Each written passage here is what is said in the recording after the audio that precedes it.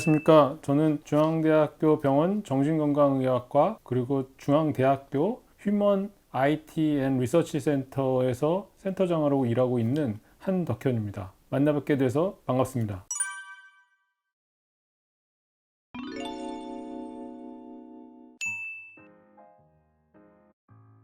1번은 나 중심의 사고방식이고, 두 번째는 과정보다는 가치 중심적 소비에 대한 특징이 있고, 세 번째는 서론이나 어떤 방법 없이 바로 결과로 들어가는 직접적인 사고방식을 하고 있습니다.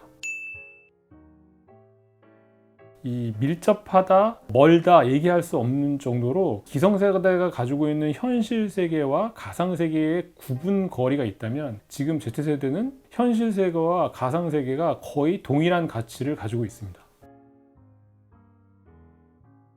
청소년들이 가상 세계에서 인생의 리허설을 할 수 있다는 굉장히 큰 장점이 있습니다. 즉, 자기의 어떤 진로 탐색이라든지 자기의 능력 개발에 대한 영역에서 미리 가상 세계에서 리허설을 하고 시도해보고 실패하고 하는 것들을 다양하게 해볼 수 있는 장점이 있고요. 또 하나는 여가 활동으로 굉장히 창조적인 어떤 놀이라든지 문화를 접할 수 있습니다. 그리고 학업에 굉장히 억눌려 있었는데 이들 청소년들 사이에 어떤 소통의 장이 되고 있습니다. 소셜미디어의 어떤 종류에는 페이스북, 트위터, 왓츠앱, 그 다음에 인스타그램, 유튜브, 틱톡 등 굉장히 다양한 매체들이 있습니다. 거기에 대한 특징들은 어머니 아버지도 많이 사용하고 계시는데, 유튜브는 말 그대로 동영상의 어떤 집합체고, 페이스북이나 트위터 같은 경우는 주로 텍스트, 글자, 메시지들이 주로 진행되는 것들이고, 톡이나 왓츠앱 같은 경우는 영상과 텍스트가 같이 진행이 되는 그런 것들이 있습니다.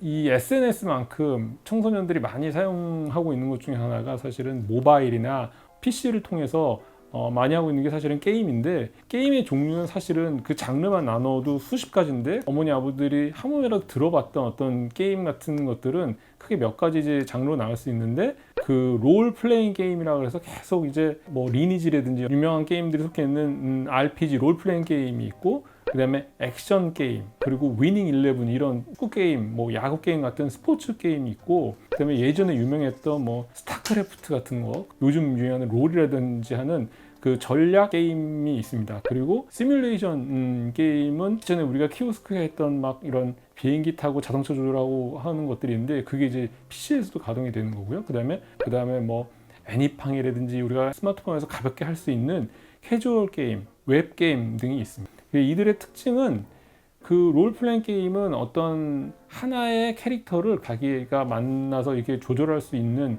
그런 특징들이 있고, 그 다음에 어떤 그 캐릭터를 자신이 키워갈 수 있어서 이 캐릭터와 자기를 동일시한다거나 청소년들이 자기의 능력을 이 롤플레잉 게임의 캐릭터에 이렇게 대체시킬 수 있는 그런 부분들이 있고요.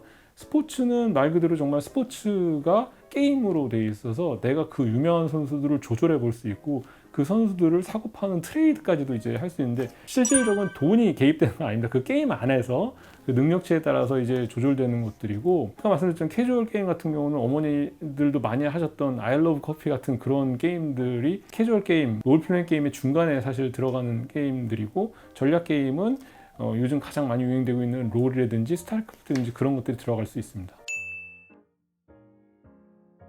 놀이는 아이들의 인지 기능과 감성을 대변합니다. 그래서 어머니 아버지들의 아이들이 어떤 게임을 하고 어떤 미디어를 사용하느냐가 요즘 아이들하고 이야기하기 힘드시잖아요. 그러면 야, 엄마한테 얘기를 해봐, 엄마한테 감정을 얘기해봐, 이런 접근보다는 아이들이 어떤 게임을 하고 놀고 그 게임 안에서 아이가 어떻게 자기가 감정이나 자기 인지 기능을 테스트하는지, 그런 것들을 옆에서 이렇게 지켜보시는 게 진지한 대화 한두 마디보다 훨씬 더 좋은 대화의 재료들을 얻을 수 있습니다.